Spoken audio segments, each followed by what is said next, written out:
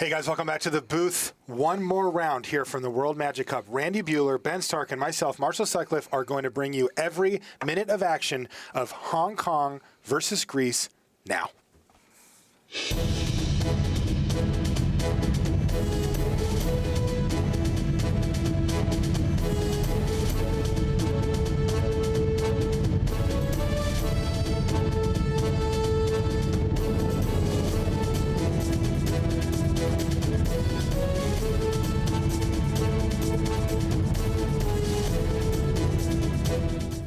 Hello and welcome to coverage of the World Magic Cup. We are in Nice, France. I'm Marshall Sutcliffe in the booth with two Hall of Famers, Randy Buehler, Ben Stark, and we are ready to get underway in an elimination match. Hong Kong versus Greece. You take a look at Shi Tian there, the three-time Pro Tour top eighter. He is ready to play against his opponent, Panagiotis Savvidis, and we are just about ready to start. Jeskai Ascendancy.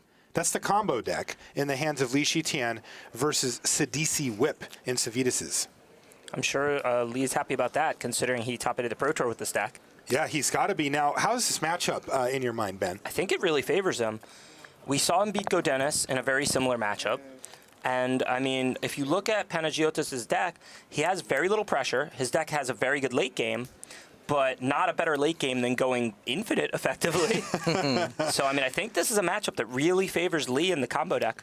So we're in the last round of action here at the World Magic Cup before we cut to our top 8. And what that means is, because of pool play and the way that things have come out, this is a winning in, Randy. Super clean. The winner goes to Sunday, the loser goes home. Both of the teams are 1-1 in their pool. There's pools of 4 teams. They play each of the other 3 teams once in a round robin style. So this is the third of those matches. And like Randy said, super clean. Yeah, the South Koreans are the other team in this pod that has already advanced. And the Israelis, to the shock of everyone, are out. I'm shocked. I am too. I really thought Shahar was going to be going for the double tomorrow. When you told me that, Randy, I said, wait, what? Yeah. You mean out of that match? They're 0-2. And that was it. They've just been really high in the standings the whole tournament. Yeah, they were first for a while. Okay, well, in the meantime, Shi Tian has started things out decently here with, well, so Savvidis wastes no time with the Thoughtseize. I respect how quickly these players are playing as Jeskai Ascendancy hits the graveyard there for Shi Tian thanks to the Thoughtseize from Savvidis, leaving Shi Tian with a pretty unremarkable hand here, a pair of lands and a Rattleclaw Mystic to join his Sylvan Caryatid on board. But as you mentioned a minute ago, Ben, it's hard for Savvidis to really capitalize on setting Shi Tian off balance like this. He doesn't have enough of a clock, so Lee would have to whiff for a very long time. Lee has a lot of turns to draw into a dig-through time, or just naturally, you know, another Jeskai Ascendancy. He has ways to find it, Tormenting Voice, Commune the Gods, just basically all the time in the world to set up this infinite combo, which, you know, Panagiotis really can't stop. On the other hand, Thoughtseize is probably Panagiotis' best card because a lot of those combo pieces have to stay in Lee's hand. He doesn't have anywhere to hide them.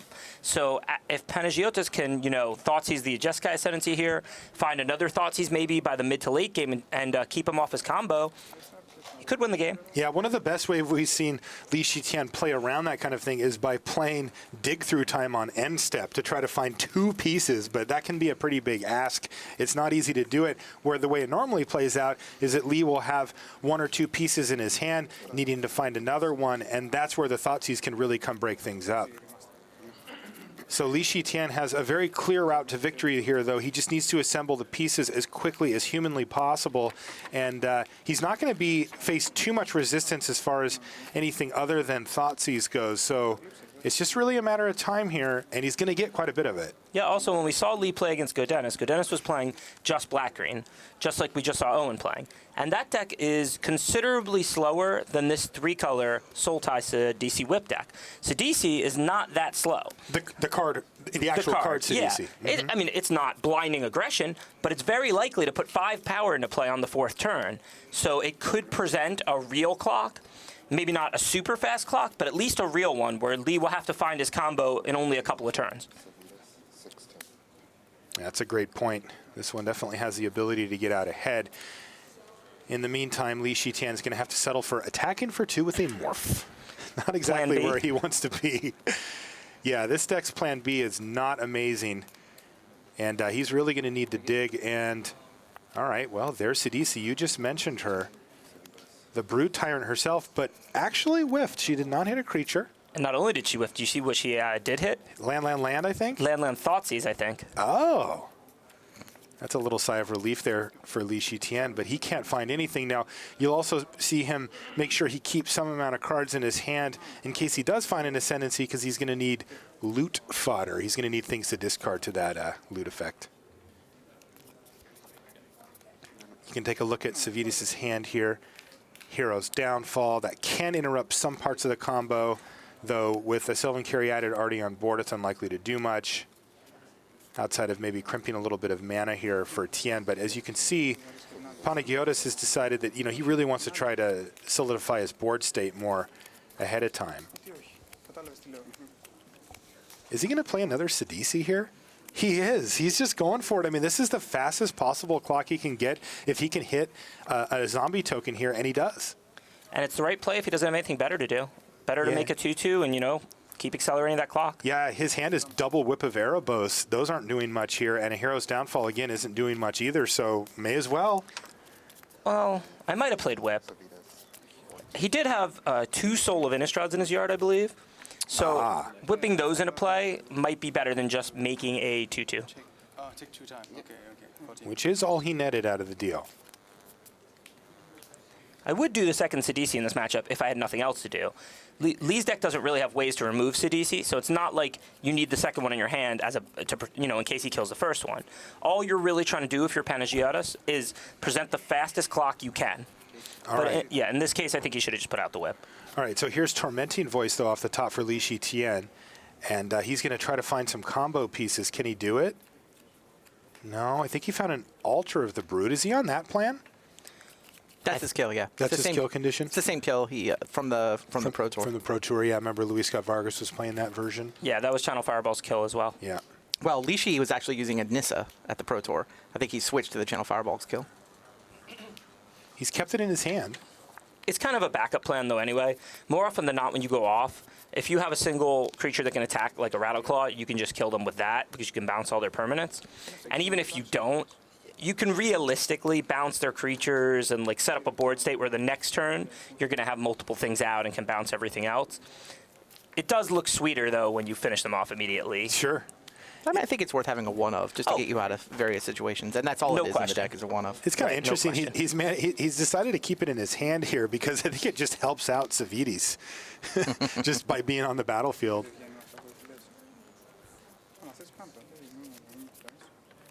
It's not even that bad a one-of kill condition in the deck. This is why Channel Fireball liked it, because if you have 2 mana producers out with a Jeskai, you can go off using the Altar. You can just keep bouncing it with the Retraction Helix instead of a 0 mana artifact. It just requires you to have either 2 Jeskai Ascendancies or 2 mana producers, which happens a surprisingly large amount of the time because you're trying to find all these different combo pieces. So a lot of times you have 2 of 1. That makes a lot of sense. I believe that's why they chose Altar over things like Nissa. I don't know, why Lee chose Nissa. I think it's probably a more powerful win condition, and maybe it could have some effect on games while you're not going off. The Shi Tian only has 2 of the free artifacts in his deck.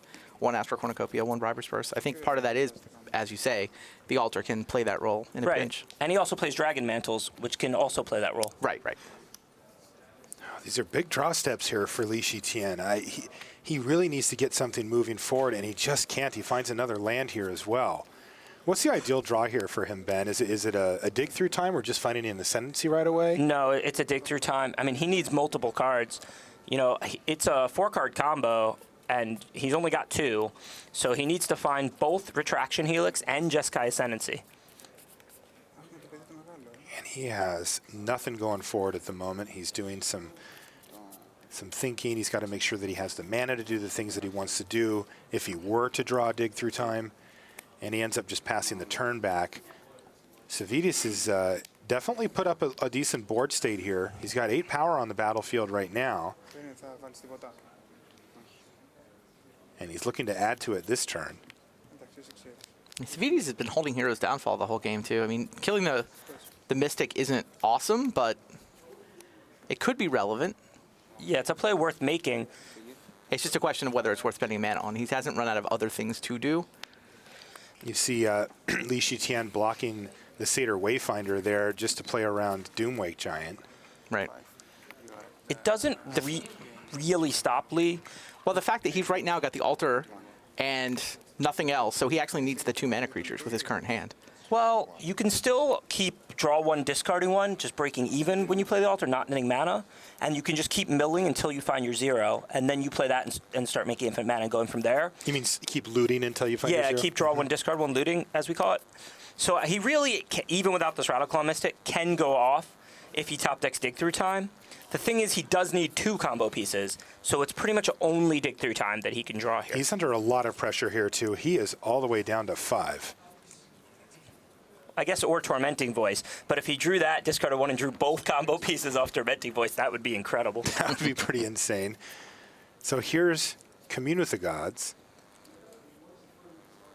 You also take away a couple mana if you kill the Mystic. Oh, yeah, I'm not disagreeing. He should kill the Mystic here, because for all we know, he's going to dig into Commune with the Gods or the other card, just a Tormenting Voice. You know, I mean, more mana lets him do more digging. He didn't do it. Rattleclaw Mystics face up. That is, he could have done it upkeep. Chose not to. Yeah, he should have Hero's Downfalled it, because more mana can mean more digging, even if it doesn't completely lock him out. I mean, I guess he's got the ability to activate Whip with his mana. No, the Caryatid has Summoning Sickness. Never mind. Nice sorcery speed anyway, but... Oh, yeah, of course, of course. I don't know, the Commune can only get, what, lands, creatures, and enchantments? There's the diggy one. Just creatures and enchantments? So, I mean, I don't think... He found one piece with a Dragon Mantle, but unfortunately the Retraction Helix and a Dig Through Time sitting in the graveyard. So I was about to say there's no one card he can commune into to win the game, because he needs Retraction Helix and Jeskai Ascendancy. However, if he Dragon Mantles, he can still find Dig off the mantle. He might be getting low on mana now. Definitely wouldn't have had enough mana if Panagiotis had used that Hero's Downfall. Like you suggested, Randy. It's getting interesting. Use the floating red. He's trying to figure out, wait a minute, am I going to die next turn? Currently, yes. Currently, no, right? Yeah, currently, and no. Actually, it takes 4. But we know a whip, something gets whipped back. He's got souls and okay, so various things in the yard. We're back onto yes again. Blocks 5, takes 3. It's going to have to be something with 2 power or greater. That doesn't seem difficult to find. So he has 4 mana left, plus the mana in his pool from the Rattleclaw Mystic. So if he was to Dragon Mantle the Caryatid and find the Dig Through Time, I think he still has enough mana to win the game. Of course, that means he has to top deck exactly Dig here, and then dig into Jeskai Ascendancy and Retraction Helix. Not exactly the easiest feat in the world. You have found a line, though, Ben. I am impressed by that. Yeah, and all of that, we know the Rattleclaw Mystic will get Hero's Downfalled, so it will only be to break even while he's looting, and then he has to find his 0 before he mills too much. But knowing, well, actually, that's not really true, because knowing that he has the altar, he can just mill until he finds the 0, and then play the altar infinite times for the win. So, once he has the infinite. Actually, can he just play the altar and not... He might not even need to do that. He can just play the altar and break even, right? Yeah, so he wins the game if he finds the combo. All right, so here we go. Dig Through Time. Dragon Mantle looking for dig, and he finds Yavimaya Coast, and that's going to do it. Panagiotis Savidis takes down his first game. On our table B, that's the middle table, Bill Chronopoulos with Timur Midrange also won his first game against Zhengmeng Kui, and we'll be back after these messages. Ultra Pro is the place to go for all your Magic accessories. With card sleeves, deck boxes, playmats, and portfolios showing off the best Magic art, Ultra Pro is the standard in safe storage. Visit ultrapro.com for more information. Start on your road to the Pro Tour in Vancouver next July by playing in a preliminary Pro Tour qualifier. With more than 2,000 WPN locations running events, you're sure to find one near you. Visit magic.wizards.com/pptq for schedules and information. Back in the feature match area, we're going to jump down to table A. That's the nearest one to the camera there. Gamma Ip from Hong Kong is facing down Socrates Rosakias. It's Mardu mid-range for Socrates, and Gamma's got Abzan aggro. And Looks like they've whittled each other down to just 2 creatures left. The graveyards look quite full, but 2 pretty nice ones here. Butcher of the Horde versus Rakshasa Death Dealer. Wow, here's 8 damage coming in from the Rakshasa Death Dealer. This is why they love that so much at the Pro Tour with this Abzan aggro deck. It's good on turn 2, and look how in this late stage of the game, it's huge, dealing 8. What a race. Dropping Socrates to 3. Gamma Ip sitting at 9. Socrates needs to find something to sack. He doesn't find it. He's got 2 lands in hand, and he's going to be in chump block mode here.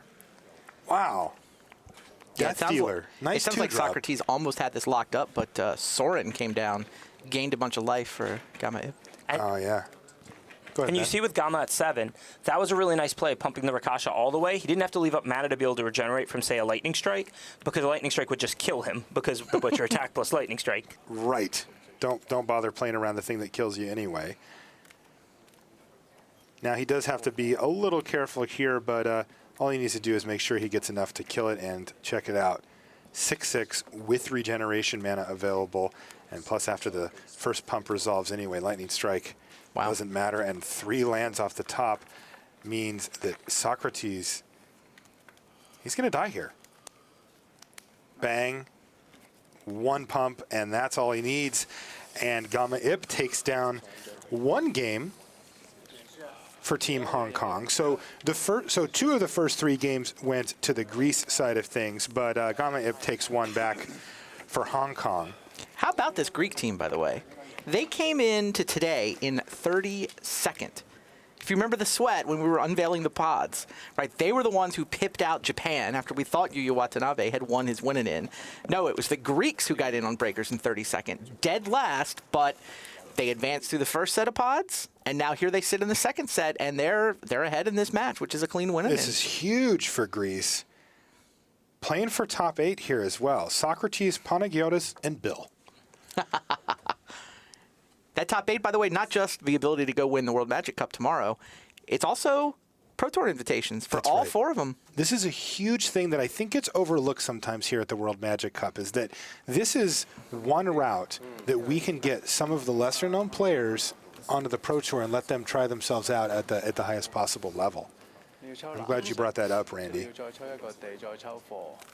All right, so players are looking at mulligans. We've kind of hit one of those gaps in the action here where all 3 tables are either shuffling or resolving mulligans. So we'll have just a minute before we actually have creatures hitting red zones or people going infinite or whatever. But in the meantime, again, we have Greece with 2 wins. That was Bill Chronopoulos and Panagiotis Savitas, both picking up their first wins with Sidisi Whip and Teamer Midrange. On the other side of the table, they beat Jeskai Aggro and Jeskai Ascendancy. An interesting decision from Team Hong Kong here in Team Unified Sealed to play 2 different Jeskai decks that don't really have a lot in common with each other.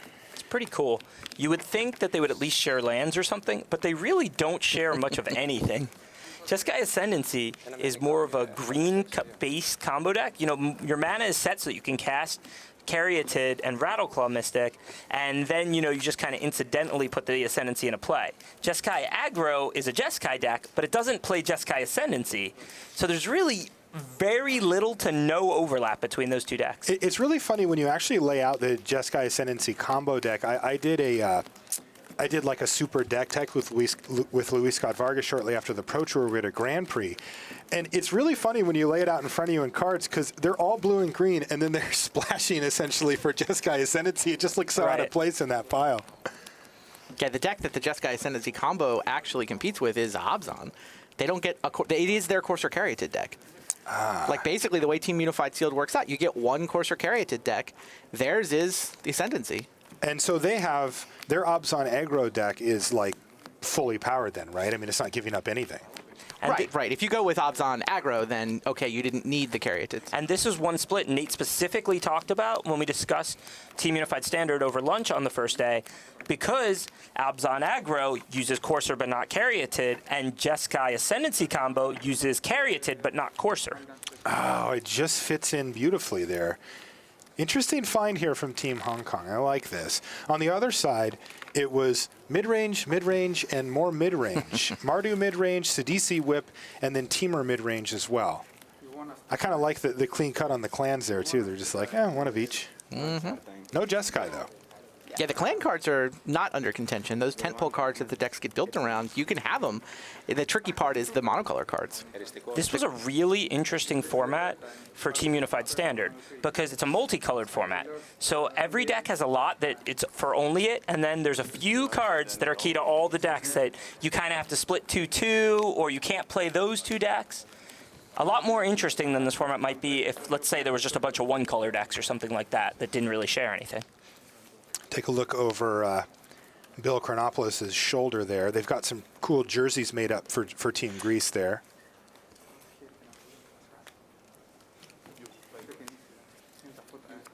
And it looks like Zhang Mengqi has kept. Does Bill like the look of his opener? The longer he thinks, the more I think he likes it less, but he also might be talking himself into it. You never quite know. Yeah, and sometimes you just sequence out your first couple turns. I don't think that's what's happening because he's showing it to a teammate, probably for mulligan advice. Calling in the troops here to see what he...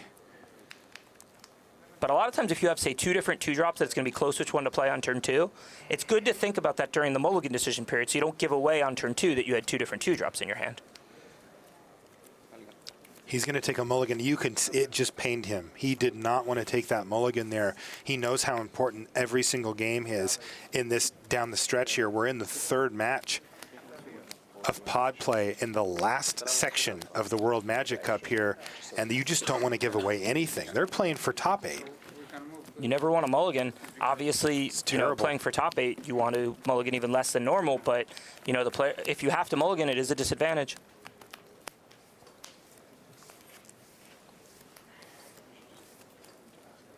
And I believe he's going to 5. Did you guys see 6 or 7 cards in that opener, right? Couldn't quite tell. Maybe we'll find out in a second here, but... Teamer's probably a deck that mulligans pretty well, though. It can just sort of come up with the quick start, protect it for a couple of turns. Yeah, and ride that you're to not the an finish. attrition deck at all. You have cheap, powerful spells.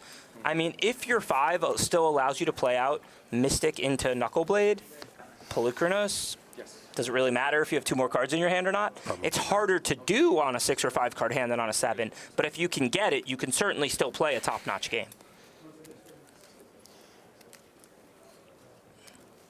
All right, he is going down to 5. Yeah, and he is going to 5. There are decks that, it's a lot harder for them to win on a multi-5, decks like Scape Shift, because they need to piece together 7 mana, 8 mana, and the Scape Shift, so they need all of their resources.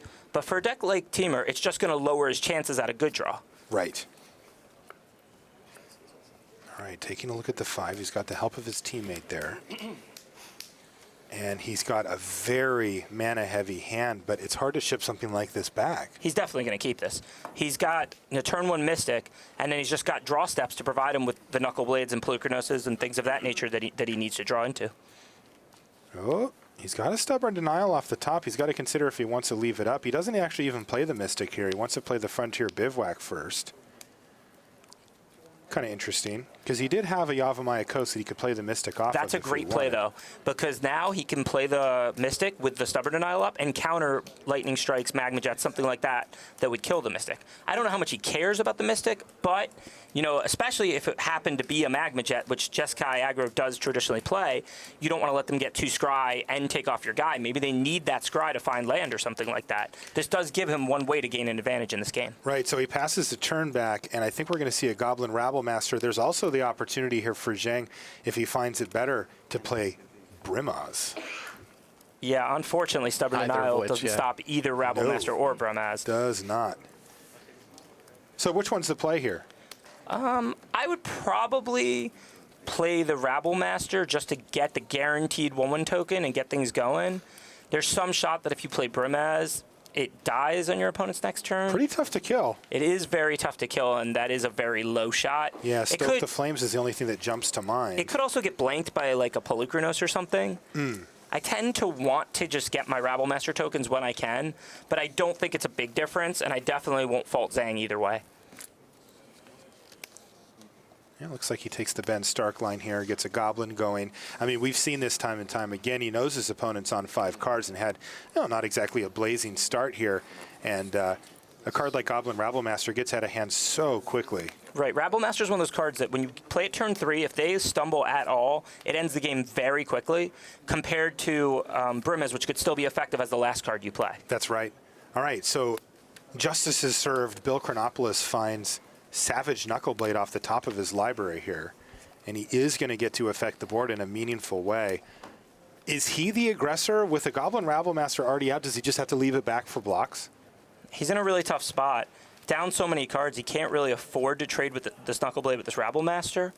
On the other hand, it's not a race he's winning. Yeah, it's just tough either way, huh? I would probably attack, honestly, just on the hopes that next turn I could maybe, I don't know, muster some kind of defense. I don't think he can win this game if he trades it. Actually, well, he can eat a 1/1 token with it, so he shouldn't attack.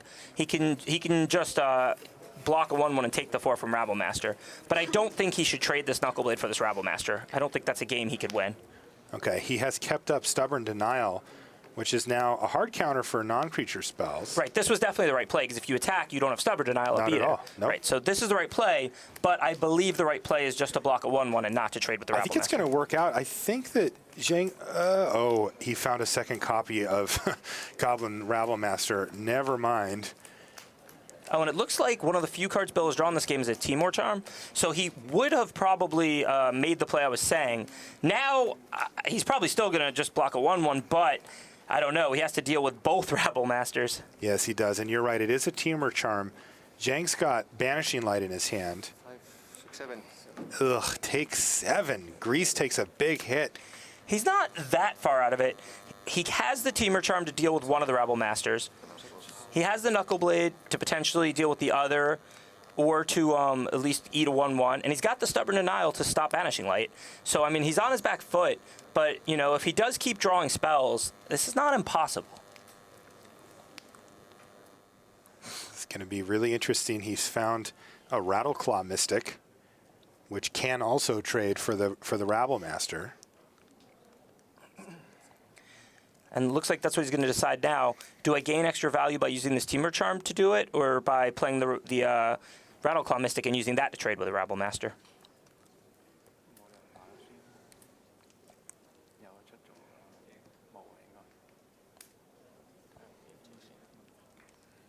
Looks like Chronopoulos' teammate, Rosakius, has also mulliganed to 5 as well. So a tough set of games here for the Grease team.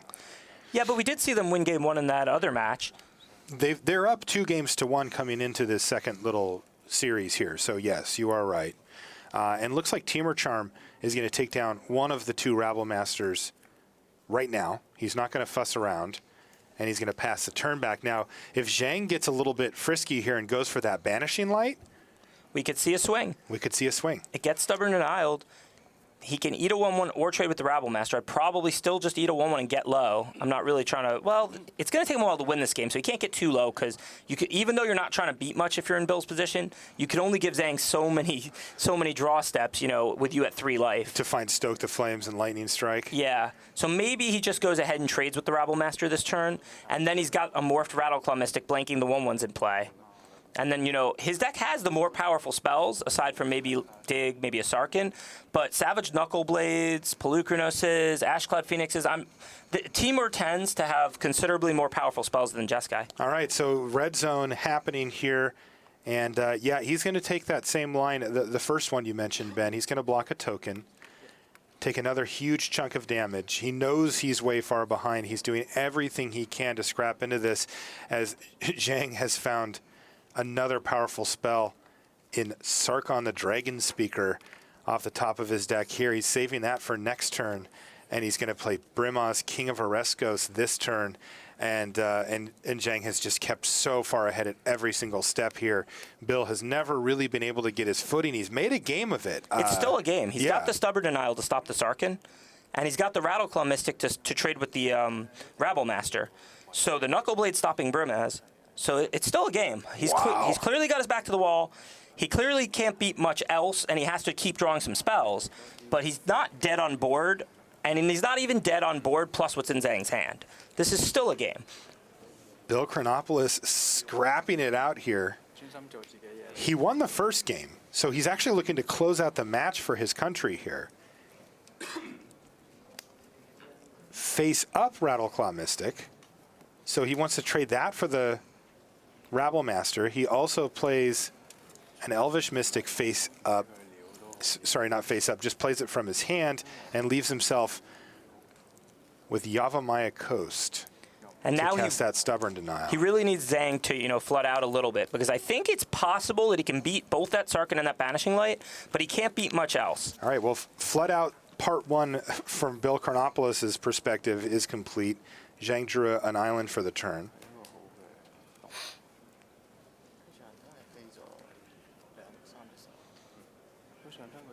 Savage Knuckleblade. Used to getting in the red zone, but doing a noble job on defense here. Yeah, and I really like casting Sarkhan from Zhang's perspective, because there's a lot of spells he could draw next turn that will allow him to be able to do two things, the Banishing Light plus what he draws. Oh, yeah. Whereas Sarkhan uses virtually all his mana, and you can assume that either one is pretty much game-winning.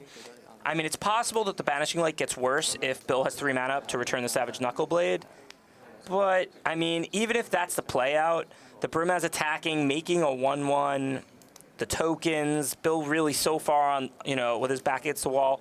I think that would be fine. I think it's unlikely that would not be enough for Zhang to win. This is close, though, because if the Sarkhan will be good on any turn, whereas the Banishing Light might not be as good on future turns. Okay, well, he's going to play it right now, and you got to figure that Bill is going to stubbornly deny this. It's definitely going to get countered. I think he has only one option to tap that Yavimaya Coast because the Rattleclaw Mystic's sick. That does open up more outs, though, for his opponent. Is going from 4 to 3 means the Lightning Strike comes into play here. Right, he obviously wasn't happy about going to 3, but he didn't have a choice. Right. You can see Zhang is lining up his perceived blocks from Bill. It would be 6 attackers to 4, so it would guaranteed put Bill to 1, but the Knuckleblade would eat the Brimaz. The Rattleclaw Mystic would trade with the Rabble Master, and the 2 1/1s would trade with 1/1s, making the board, 2 1/1s against Knuckleblade. So, but what's happened here is it looks like Zhang just made his Goblin token and attacked just with those. He's left back the Goblin Rabble Master and Brimaz. It's a totally reasonable play, because even though he would get Bill to 1, he would lose both his Rabble Master and his Brimaz, and it would only end up 2 creatures to 1. So that's not really that commanding a position, and I'm not sure that you want to throw away Brimaz and Rabble Master just to do that.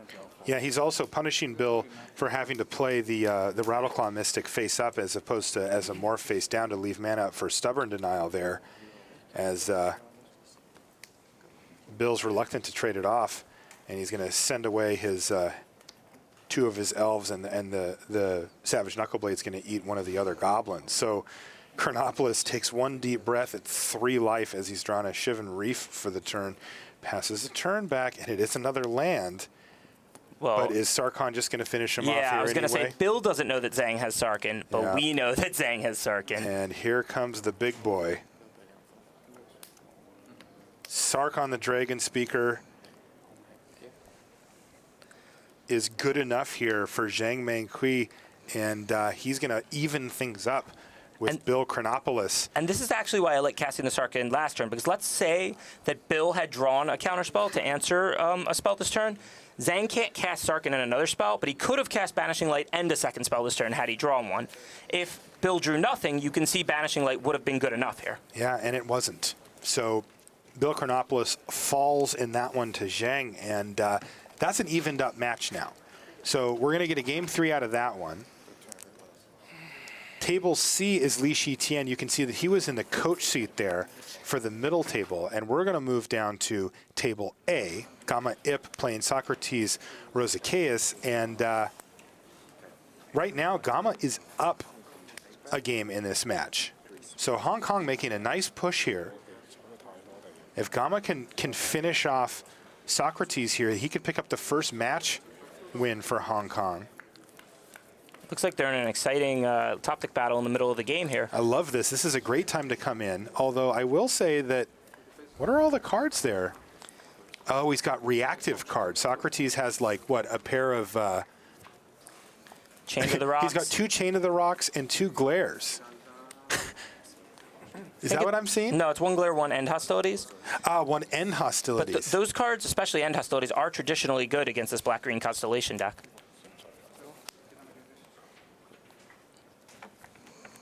And that Farika currently not active, so not pressuring What a crazy board Socrates. state. Yeah, this is a fun, weird huh? board state, huh? Couple of lands off the top here since we've joined for Socrates. Yeah, I mean, it's 11 lands to 6. You'd think the odds on deck would just be getting crushed because it's flooded out. He's got 2 lands in hand, too. Yeah, but the 5 bonus spells that Socrates has, because this is a mulligan to 5 for Socrates, to be fair. So he's only up 3 cards, but they're all reactive cards. It's one of the dangers with the Mardu deck. If you take out too many of the threats, you just can't actually win the game. Yeah, that was a problem the Jeskai deck had also, but Sure. Dig Through Time often bailed you out in those spots. Yeah, that's not something Mardu has access to. No, we've seen this Mardu mid-range deck pivot into a controlling list pretty often post-sideboard, and yeah, it looks like he's done just that, though. What does the end game look like from here? I mean, we don't know exactly what he took in or out, but what's the normal Butcher. butcher? You find Yeah, a butcher and butcher clean the up horde. with that? Sometimes they play a few 5s, you know, 2 Some copies of Wingmate Sarkin. Rock or something? Yeah, it can be Sarkin, it can be Wingmate Rock, Stormbreath Dragon. They don't usually play too many, but they do usually play 1 or 2 5s. And then their 4, as Randy said, is always a staple 4 of 4 Butcher of the Horde. Yeah, his main has a couple of Wingmate Rocks, 2 Sarkans. That's the top of his curve. So he has 2 Sarkin, 2 Wingmate Rock. Yeah. So that's a lot of endgame. So he's actually, you know, not in that bad of a spot. Who knows for- how much for of a it is still Mardu in the deck, though, right? Yeah. 3 Elspeths in the sideboard, too. Take a look at his hand. He is prepared for anything. Now, is Farika doing anything here? No, not at the moment, but, you know, if a creature died, it would turn it into a 1/1 death touch. If one of Gamma's creatures died. Right. So, does that mean that Socrates can just sit on utter end and not worry about it for now? Yeah, he might Pretty choose much. to utter end it before a creature would go to the graveyard, but there's no reason to utter end it right now. Ooh. There's a pair of decent cards there for Gamma Ip. He's got Rakshasa Death Dealer and a Wingmate Rock in his hand right now.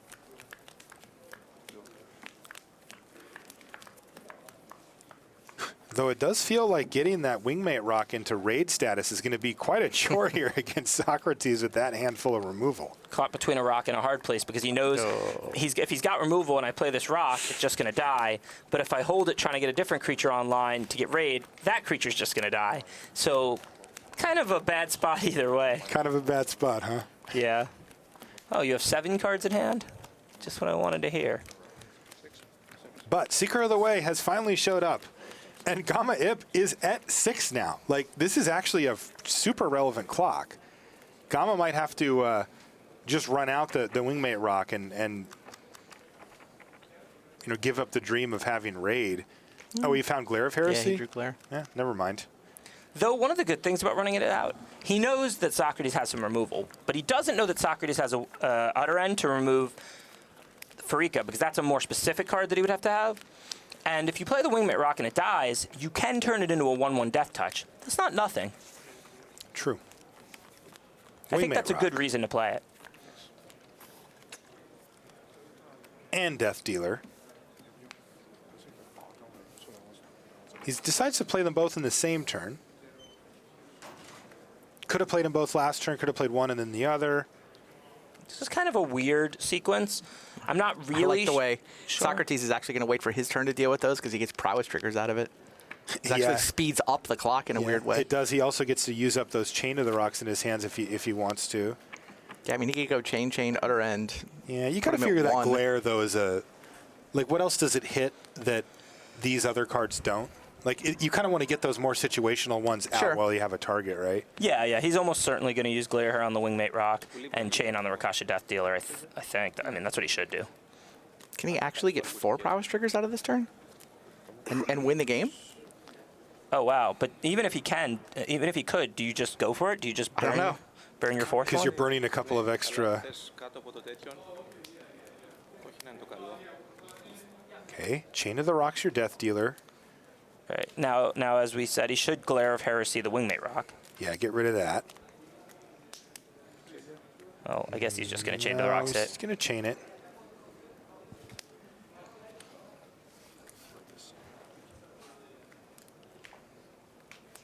So the Seeker of the Way is up to 4-4 with lifelink. And that's going to drop Gamma Ip down to 2.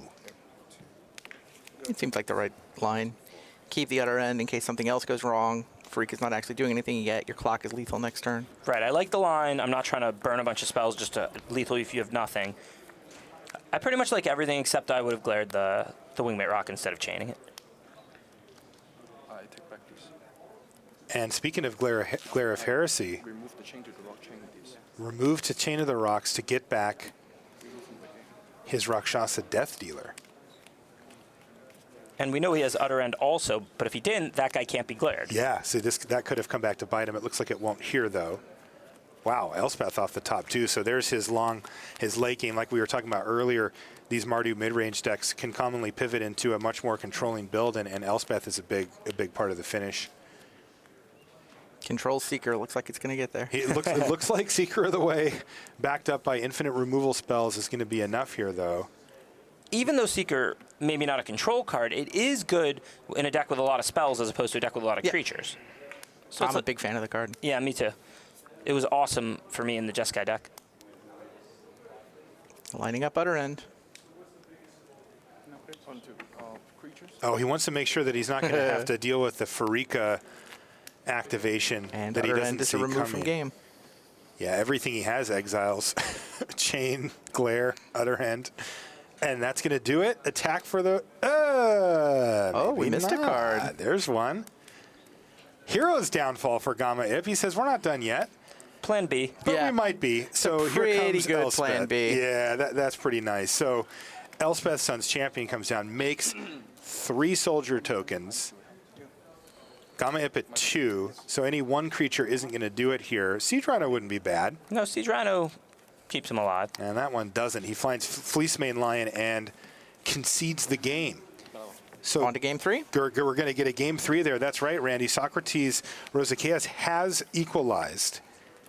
We have a game 3 coming on table B as well between Zhang Menghui and Bill Chronopoulos. And Li Shi Tian lost his game 1 against Panagiotis Savidis. So we're back up there. That's Li Shi Tian you see on the left-hand side.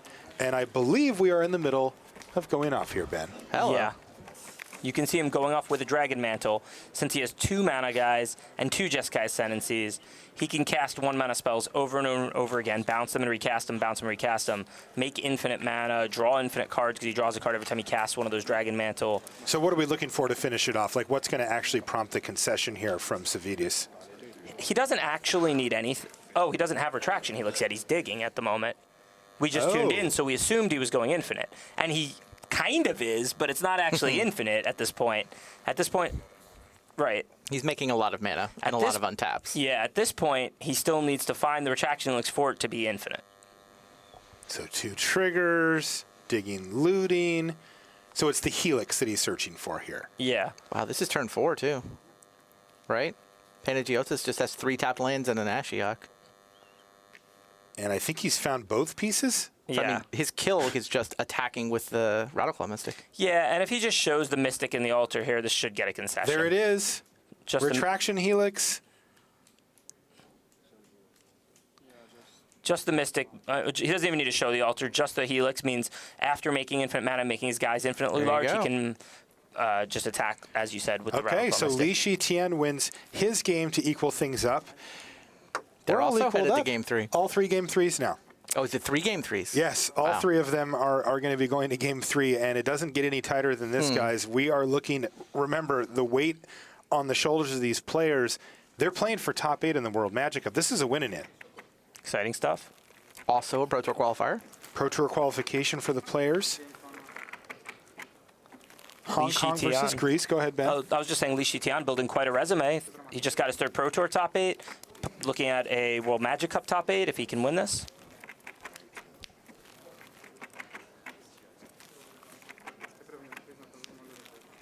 So this is Zhang Menghui versus Bill Chronopoulos on our middle table.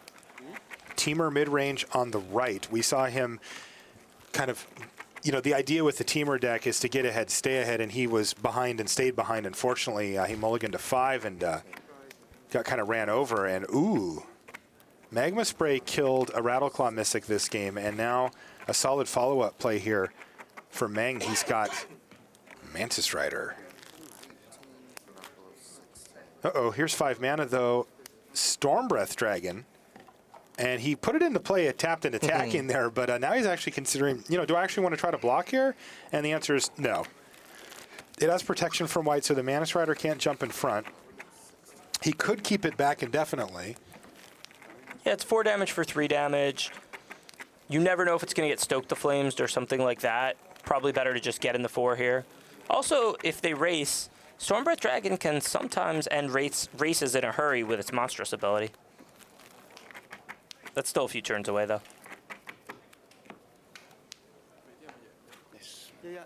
Okay, Mantis Rider hits the red zone once again. Bill Chronopoulos down to 13. I see that there's a Brimaz in hand for Zhang, but he can't cast it right now. I think he's going to have to settle for a Seeker of the Way instead. Not a great turn 4. Yeah, that's a pretty big downgrade over casting Brimaz for the turn.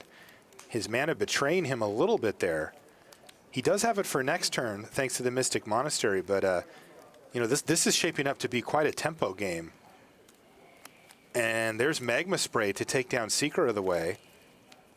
And it looks like Meng is posturing a little bit as if he has his own Magma Spray, but he doesn't. Oh, wow. Very aggressive play here for Bill Chronopoulos. He is going to bestow Boon Satyr onto his dragon. 8?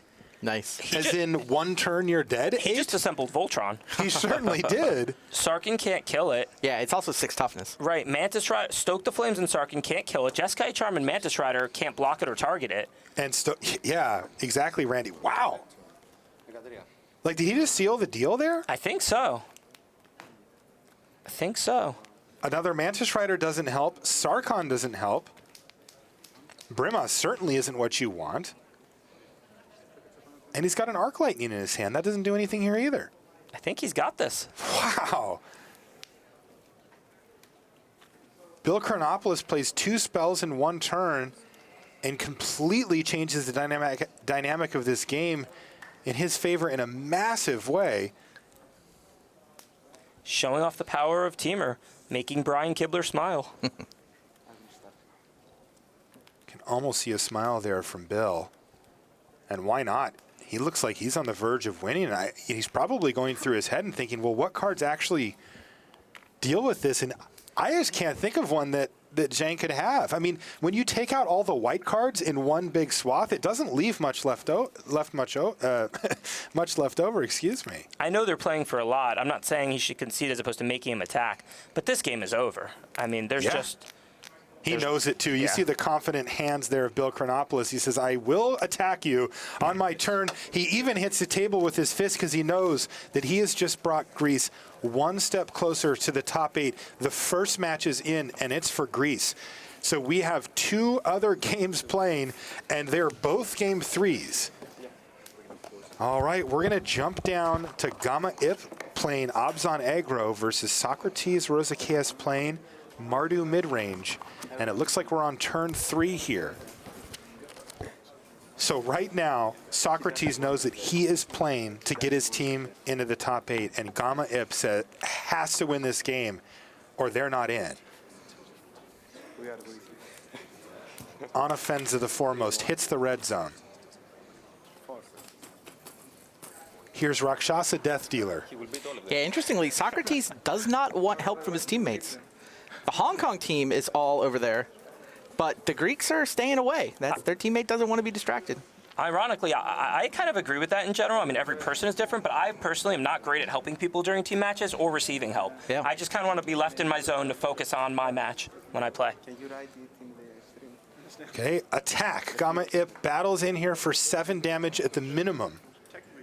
As Socrates has really, again, pivoted into that control deck, and it might not be working out for him, though I think he's got Crackling Doom here. Yep. This was a mistake, Was this a mistake? though. He should have done this before attacks, right? Right. It's just an extra counter on that Rakasha Death Dealer.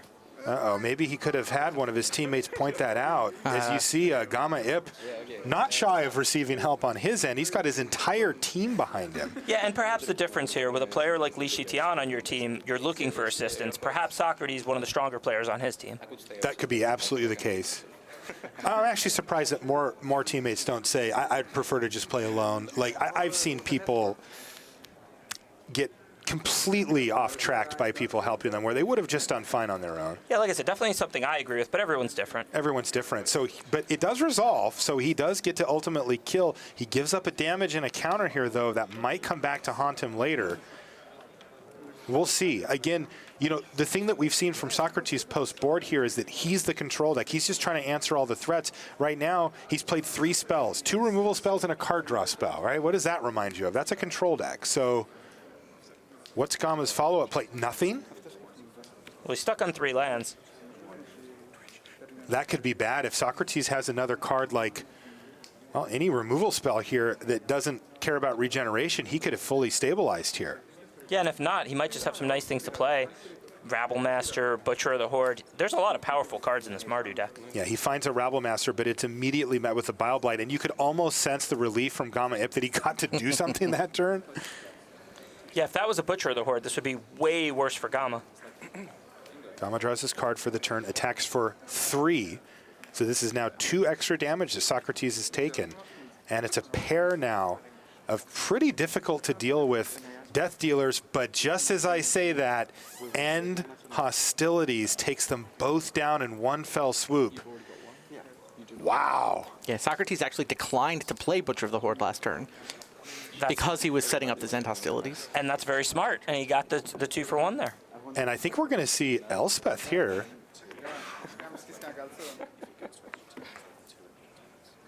Okay, there it is. Elspeth, Sun's champion. The judge has urged the Hong Kong team to make sure that they keep a reasonable game pace going. They've received a warning there. This is fairly common, I would say, at these type of events just because the team dynamic is sort of unique to this. It's not something we see every time. And there's Siege Rhino now for Gamma Ip. Remember, right now, Bill Chronopoulos has won his match. That means that if Socrates here can win this, he will put Greece into the top 8 of the World Magic Cup. He minused it and killed the Siege Rhino. I like that. Now he can play the Butcher and give it haste. This is nice. This is really nice. He's not playing against a red-based deck. He doesn't have to worry about getting burned out here. Yeah, it's 3 5s and a Bile Blight for Gamma Ip, and he's only got 4 lands in play. He's going to give it lifelink as well, it looks like. So he's going to hit for He's 6 on in game 5. 5, go back up to 10. Can't blame him. Yeah, I guess it's like chained Siege Rhinos that you're worried about at that point. That play is close. I don't actually think I like it, but I guess he feels like he's in such a great position because if Gamma plays the first Siege Rhino, you still have the opportunity to do that next turn. It does feel like that. And if he doesn't play a Siege Rhino, you can attack for 2 and make 3 1/1s and play a Wingmate It's not like Rock. it changes your clock, though. But the thing is, since he has a Wingmate Rock and that gains life also, there's really no set of turns here that can be Siege Rhino, Siege Rhino. All right, so in the meantime, though, Banishing Light takes down Butcher of the Horde.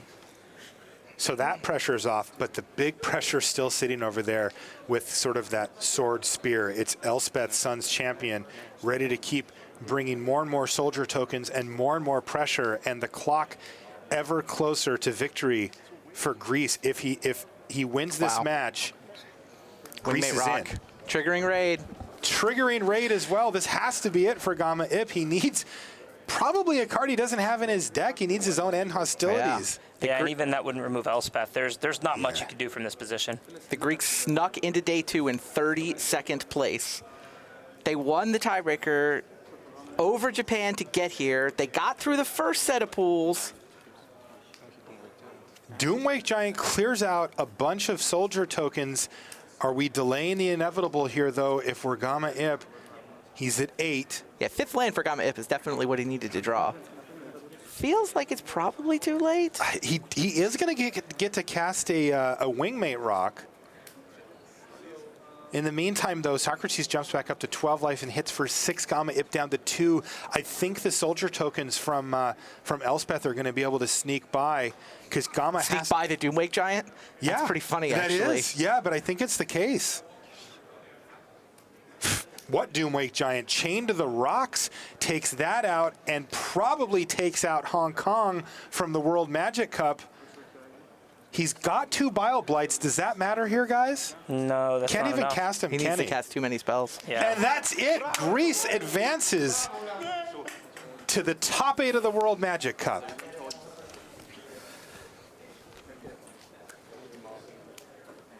Handshakes down in the feature match area as the elated Greek team congratulate each other. Hong Kong, a fantastic showing here. Just, I mean, 1 game short, maybe 2 games short of making it into the top 8. Deep breath, gentlemen. Yeah. This is some intense stuff down in the feature match area for us. Congratulations to Greece, of course, for getting through. We know that you want to hear all about the updates. We've got a few of them in the booth, but we're not going to tell you. We're going to leave that, of course, up to Rich Hagan. Once he's ready at the news desk, he's going to be telling you everybody who made it into the top 8 as the results come in. He's looking at his iPad now. You know, I can see him over there just refreshing and taking notes and all that kind of stuff. But, you know, that is going to bring it to an end for us here in the booth, gentlemen. And World Magic Cup, how great. Super exciting. It was just one of the best tournaments for us to cover of the year. Oh, this is a super fun day. It is every year. I think that this tournament has really taken its place. It's one of the highlights of the Magic year. That's right. Now, looking forward, we're going to get a top 8. We know one of them, Greece. Yep, they're in. They're into the top 8 of the World Magic Cup. Tomorrow, it's a big day. We get to crown a world champion, and we get to crown our World Magic Cup champions as well. I know I can't wait. I'm sure you guys are in the same boat as me. While Shahar Shenhar can't dream chase and win both, he's still going to try and be the first person to win 2 world championships. Yeah, so that'll be great too. All right, enough of this. We've got all of the updates and everything from Rich Hagan at the news desk right now. So much to Marshall and the guys there. All right, I've been joined by Nate Price, who's been watching a ton of the action out on the floor. So we're going to start by looking at Pool A. This featured Uruguay, England, Brazil, and Slovenia. Well, England completed the sweep. That was 3-0. Uruguay, they were like, yeah, we're done. So that's 3-0 England and Uruguay out. And then we had the winner of Brazil and Slovenia. And as you can see, Brazil have beaten Slovenia by 2-1. Slovenia fall to 1-2. Nate, just a couple of things. What happened in that Brazil match? The real key moment came down at the very end of Willie Edel's match, actually. It was really appropriate to have him kind of be in control of his future, considering last year he was like knocked out playing for the playoff rounds again. And this time, the game all really came down to him. It was a dueling City C whip matchup, and they both had City C on the table. They both had a lot of stuff kind of gumming the board up. But Adel actually had the advantage because he managed to get like multiple copies over the course of the game of Ashiok into play. And Ashiok did what Ashiok does, slowly, bit by bit, getting rid of the library until Brazil managed to come away with the win. Okay, so that guarantees that Brazil are through into the top 8. They join England emerging from Group A. Why don't we look at our second pool, Pool B. This was Israel, Greece, South Korea, and Hong Kong. Now, you've already seen there that Greece take the win over Hong Kong. They eliminate Hong Kong from proceedings. Greece will advance. They were 32 this morning. They were 15 this afternoon. They will be 7 or 8 maybe coming into the top 8, but they are in the top 8. Fantastic effort. Well done, Bill Chronopoulos, Socrates, Rosa Chaos, and the team. Israel at 0-3 are gone. We already knew that South Korea would emerge from that pool, and they've done so by 3-0. I'm going to take you on to Pool C then, and this of course featured the United States of America, and this is how it ended up. The United States, they got in at 4-3 overnight. They were a bottom seed this morning and made it in at 2-1. They made no mistakes this time, highlighted by that astonishing Game 3 with no time left on the clock from Owen Turtenwald in the middle round against the Slovak Republic. But United States go to 3-0, a very clean group. The Slovak Republic, they were down to Mexico. Do you have anything on that one, Nate? Yeah, actually, it started off with Ivan Floch. I actually walked over and he wasn't in the match anymore and was sitting off to the side coaching on the end. But time was running down. And this is when teams became incredibly critical. You could actually see Matej Zadelkai standing over Gul'dan's shoulder, kind of giving him as much advice and pushing the game through as fast as he possibly could. And he was almost on the ropes due to Marcelino Freeman's army of 1-1 tokens, but a Doomwake Giant combined with just an absolutely massive board ended up actually taking it on that side. And then the coolest part was right as extra turns had been called with, I think it might have been the second extra turn, Jan Tonkani was playing the Jeskai Ascendancy tokens deck, managed to get in for a massive attack that involved 2 Jeskai Ascendancy triggers, from Raise the Alarm, and then most importantly, Stoke the Flames, which went right to the face to make his entire team lethal. Wow, great stuff. So let's just check out again then the results of Pool C. That means, by my reckoning, that the United States are through at 3-0. Slovak Republic advance at 2-1. There you see it, 1-2 for the Russian Federation. Well done to Dmitry Budikov, just 1 match short of the top 8. And Mexico, a great job, but in the end, in a utterly stacked final pool of the day. We said it was going to be terribly tough for them and that maybe they were the underdogs. Well, that's how it proved. They lost their 3 matches, but great job for pacing the field through much of this tournament. That just leaves Group D, and let's see what's happening there. Group D, so here are the results. Wow, the Netherlands fall to 0-3. They were pace setters through the first set of pool play this morning in sealed, but they have gone down to Serbia and Hungary and Denmark. And what that means is you see Serbia there are through at 2-1 with 6 points. That is certainly through. And then Denmark, they are at 2-0-1. So that takes them in. And the 1-1-1 for Hungary is not enough. So that's the pools. Shortly, we'll have the announcement of the top 8 teams here at the World Magic Cup. But over on the far side of the studio, there's a young man patiently waiting for us who's had a terrific weekend so far. Let's go over to Brian David Marshall and Martin Muller. Thanks, Rich. Brian David Marshall here with Martin Muller from the Danish team that is going to be playing on Sunday. Martin, you are the national champion. You captained the team. Tell us about your squad that you had to work with for this event and how you guys did. Yeah, I actually really liked our team because Thomas Enevoldsen, obviously a good player, won a GP in last year. Simon Nielsen is one of my very good friends. So, which is nice when you're preparing together. Exactly. Also, he puts a lot of work into preparing for Magic events, but sometimes playing a little dirty deck. So you called him something of a hipster deck builder. Exactly. So now we forced him to play real decks, and that obviously helped a lot. And Lars Birk, I actually didn't know that much before, but I know he had played like 15 years or something, so that is also, so I kind of like all our players. What decks did you guys bring to Unified Standard? What are we going to see from the Danish team on Sunday? Yeah, we played Blue-Black Control, Mardu, Token, Midrange, whatever, and Absent Web deck. So like the Absent Web deck was actually something we worked a little on, and then we saw at the World Championship, I can't remember who played it, but the one that played it, and also it fits pretty good with Blue-Black Control because it's an Absent deck which is like C-Twine pretty strong, but doesn't require Hero's Downfall.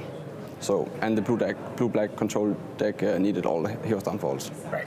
So that made, but also I think our team were pretty good because like we all lived like a 1 hour drive from each other, and it is like the same time zone as friends, so I think we had a little edge there.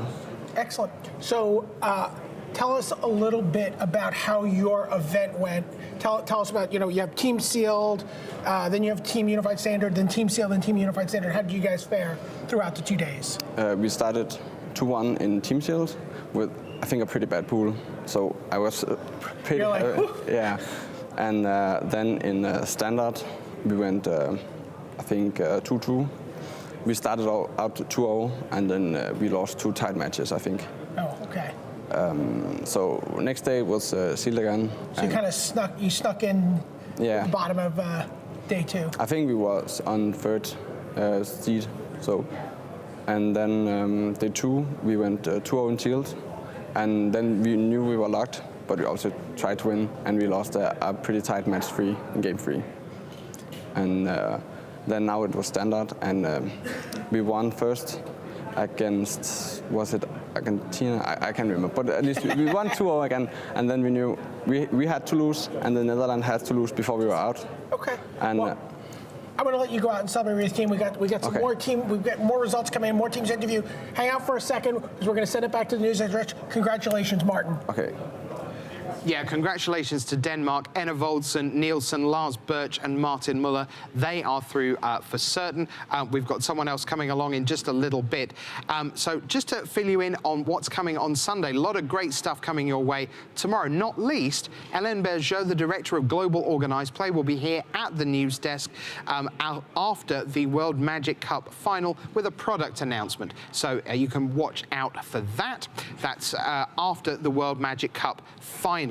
So this is the running order for Sunday. You will see the 4 quarterfinals simultaneously of the World Magic Cup. We'll put one of those directly into the feature match area for you. We'll follow those up with the World Magic Cup semis, and those will run together simultaneously. One will be on camera, one you'll get updates from. Then it'll be the final of the World Magic Cup, of course, from the feature match area. Then we'll have that product announcement with Hélène and the award ceremony.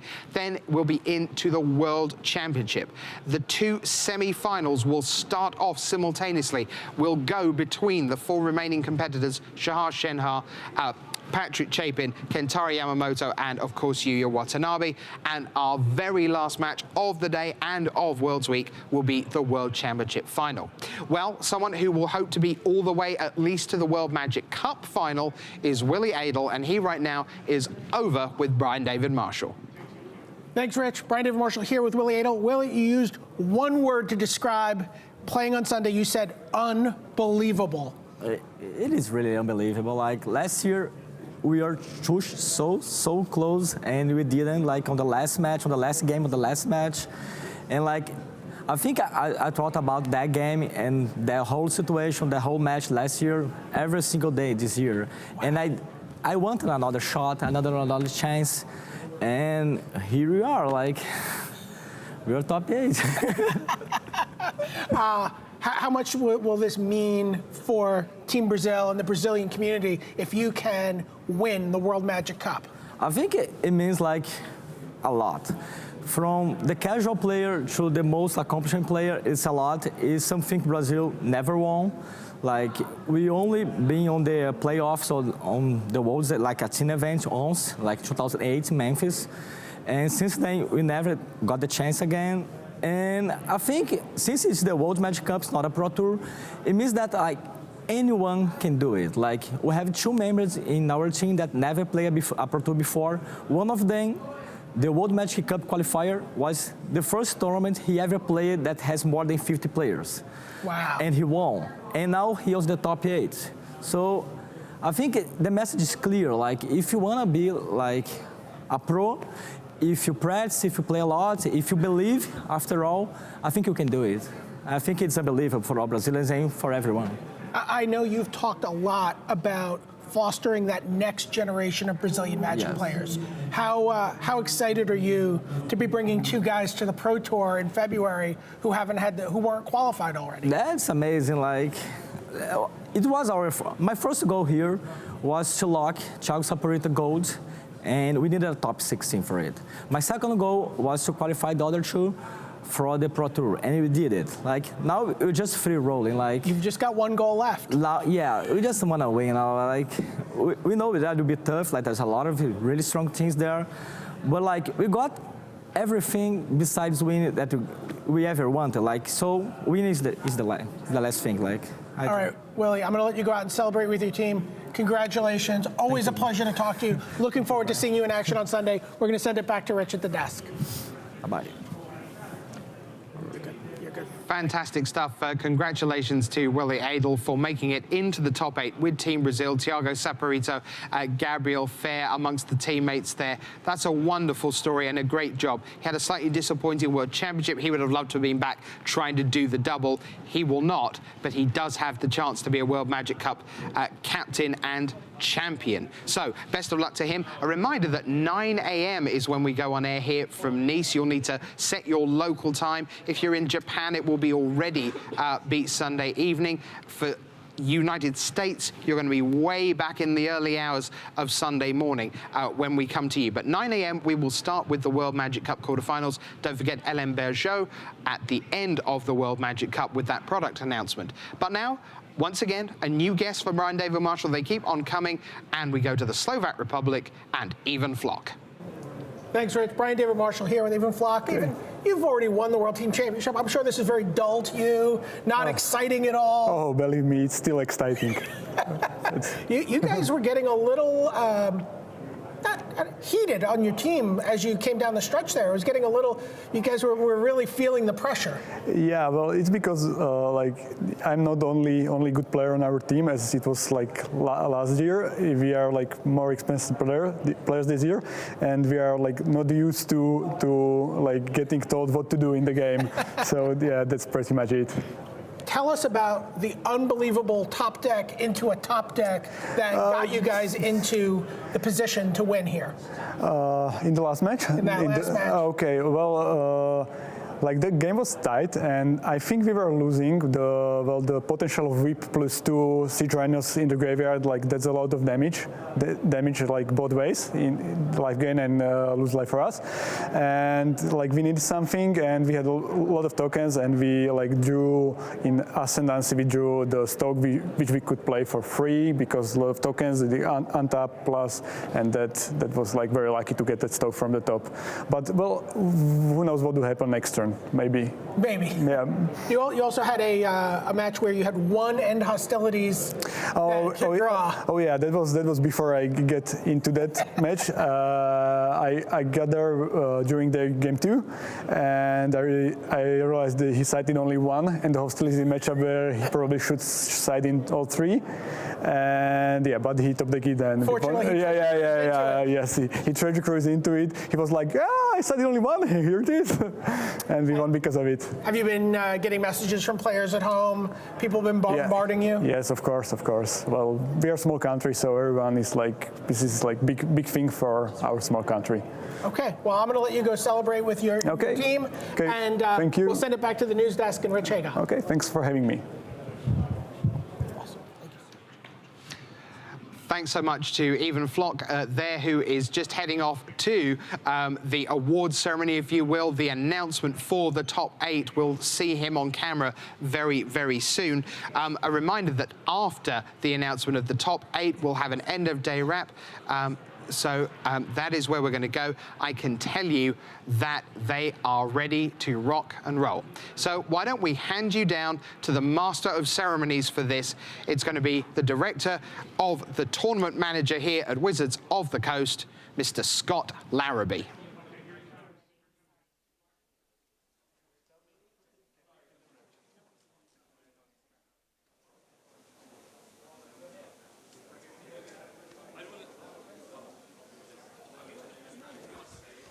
Hello and welcome to the 2014 World Magic Cup Top 8 announcement. The first seeded team represented by national champion Nam Soon-wook, South Korea.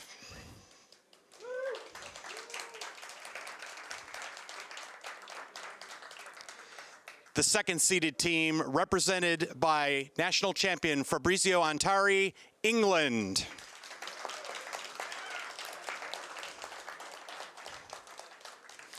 The third seeded team represented by national champion Alexa Telerov, Serbia.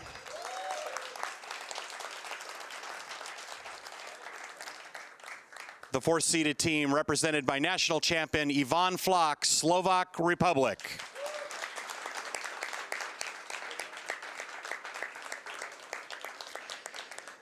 The fifth seeded team represented by national champion Owen Turtenwald, United States.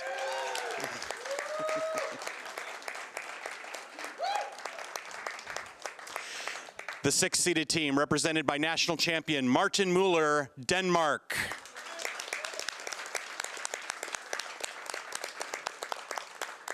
The seventh seeded team represented by national champion Willi Adel, Brazil.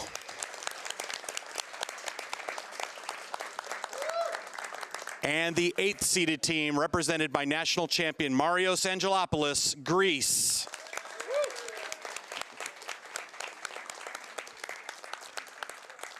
Ladies and gentlemen, your 2014 World Magic Cup top 8 teams.